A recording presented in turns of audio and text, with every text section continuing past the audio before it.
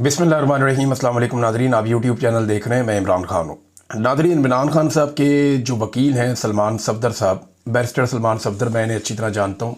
ये बड़े काबिल वकील हैं। इन्होंने सैकड़ों मुकदमात इमरान खान साहब के लड़े हैं और अब इन्होंने एक बहुत बड़ा दावा किया है। दावा उनका ये है कि इमरान खान साहब की अब रिहाई हो जाएगी कानून के मुताबिक। यानी अगर कानून के मुताबिक चलें तो इमरान खान साहब की रिहाई बिल्कुल मैच्योर हो चुकी है।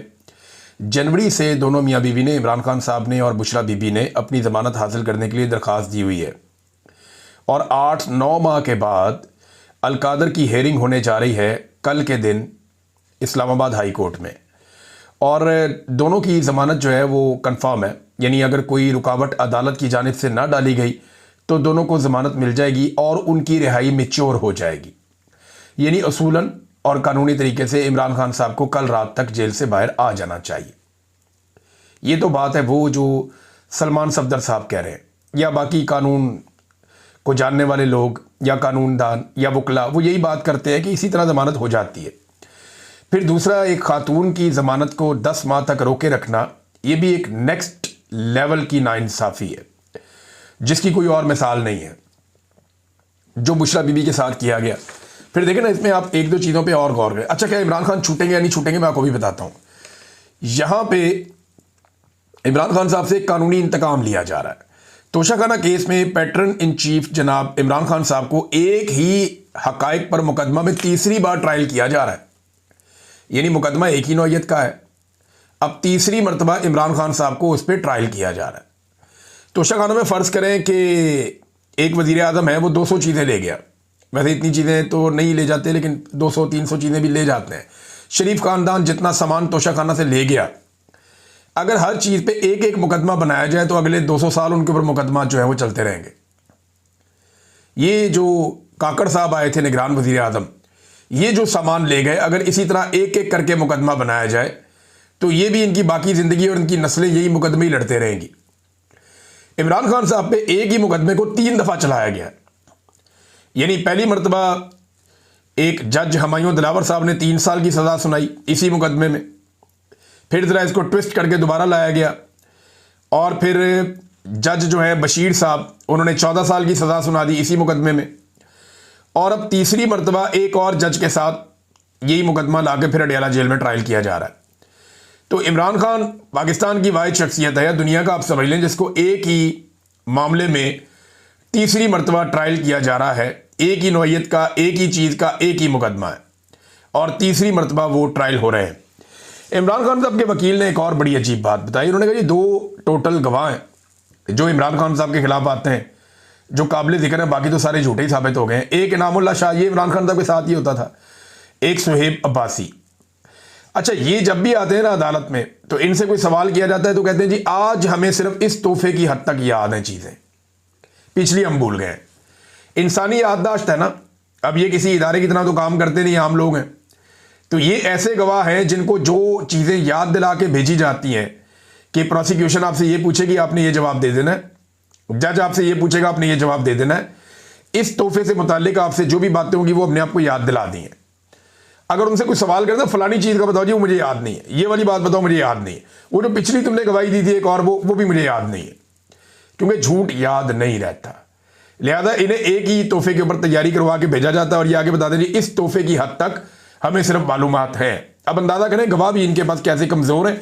जजों को तो ऐसे गवाहों को नॉर्मली जज उठा के अंदर कर देते होते हैं झूठी गवाही में और गुमराह करने में अदालत को।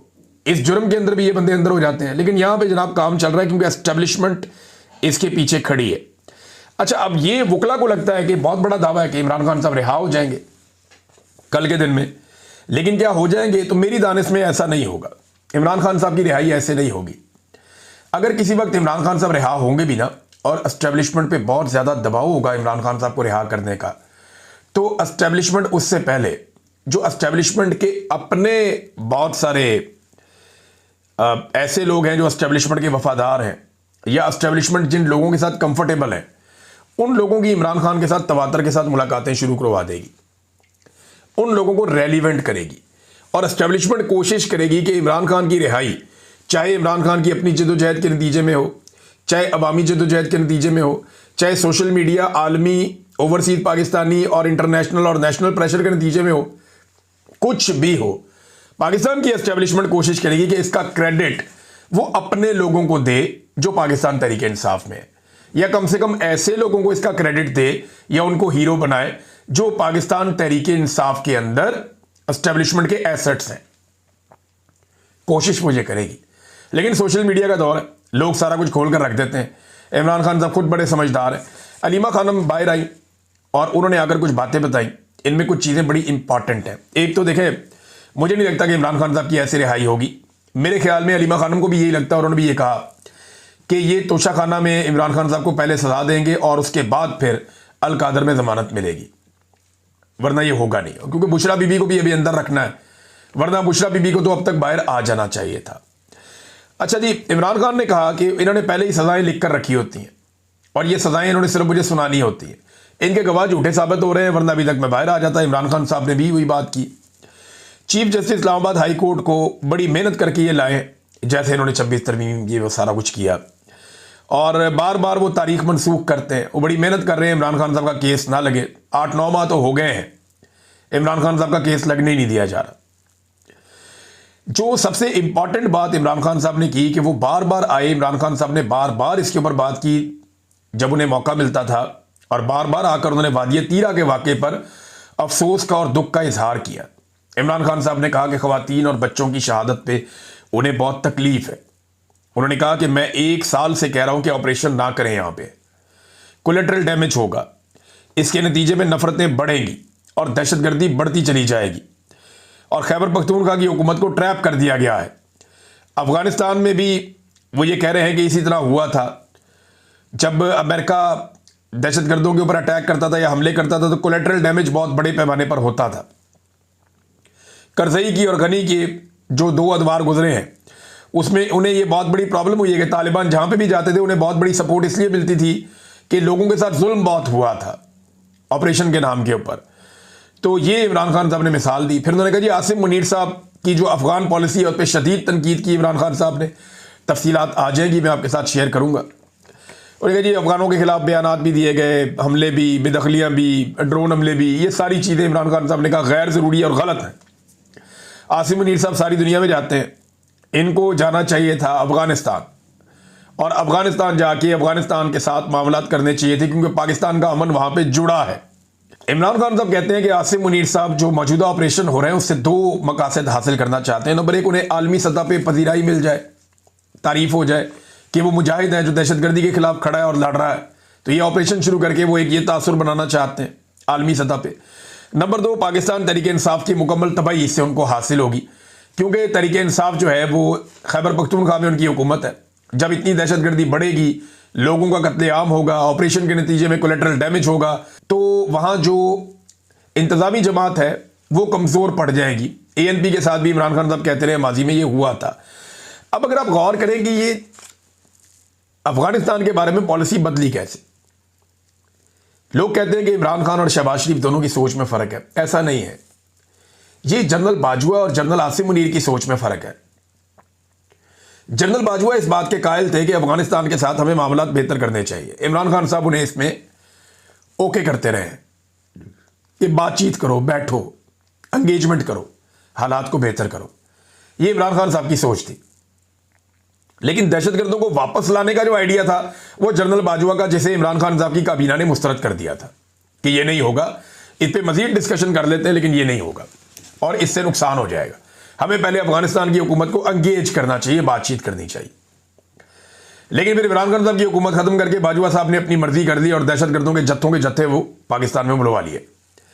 आसिम मुनीर साहब आए तो वो टोटली अफगानिस्तान के बिल्कुल खिलाफ उनकी पॉलिसी थी, एंटी अफगान। और वो पॉलिसी अब नजर भी आती है ना, वज़ीर दिफा आपका हर थोड़ी देर के बाद कोई ना कोई एक आधा और अफगानिस्तान के ऊपर अटैक कर देता है।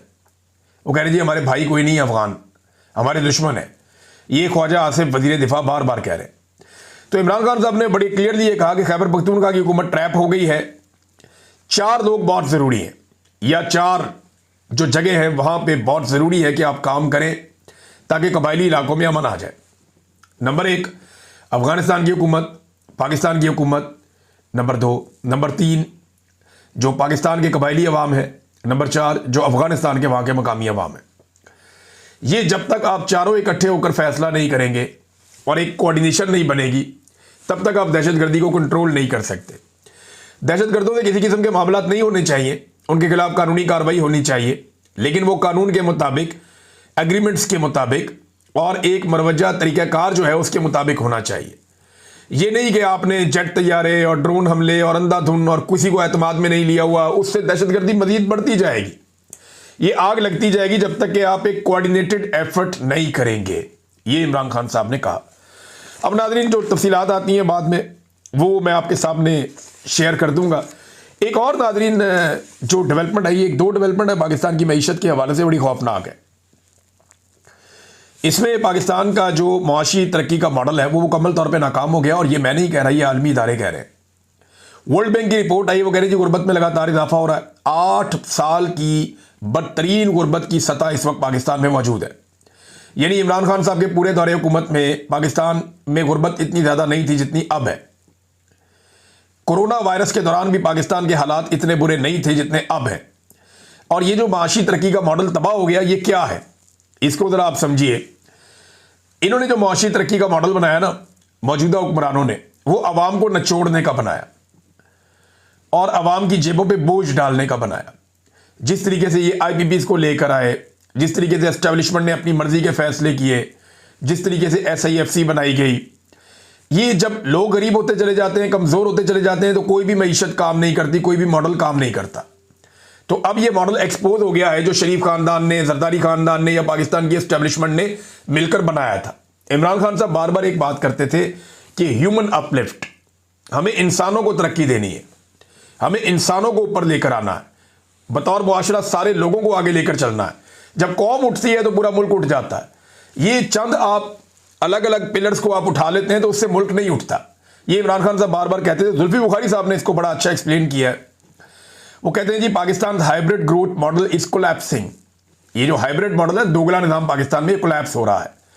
जो गुर्बत है वो नेशनल लेवल पे, जो हमारा एक ज़रा लोड लेवल हमने रखा हुआ है 25% है पाकिस्तान में, और इंटरनेशनल लेवल पे 45% पाकिस्तानी गुर्बत की लकीर से नीचे है। हमारी 37% यूथ जो है ना तो काम करती है ना तालीम हासिल करती है।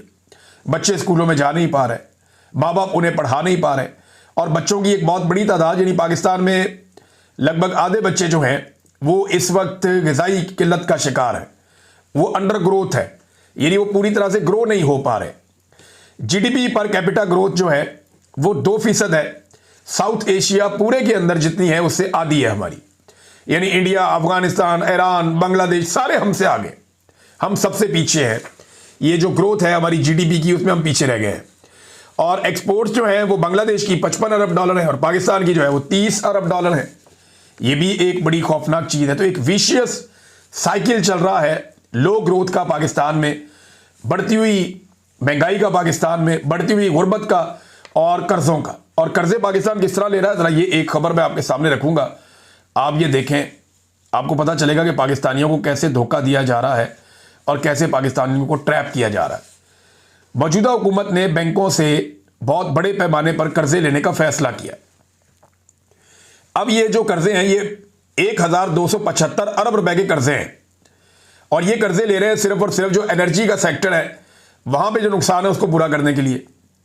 अब ये पैसे वापस कौन करेगा, ये पाकिस्तान की तारीख में पहली मरतबा होने जा रहा है। ज़रा गौर से सुनिएगा, पाकिस्तान की हुकूमत पाकिस्तान के साथ करने क्या जा रही है। नॉर्मली क्या होता है, हुकूमत कर्जा लेती है, हुकूमत वापस करती है आवाम से टैक्स लेकर, वो मैनेज करते हैं कि यहां से ये टैक्सेस आएंगे, हम ये कर्जा वापस कर देंगे।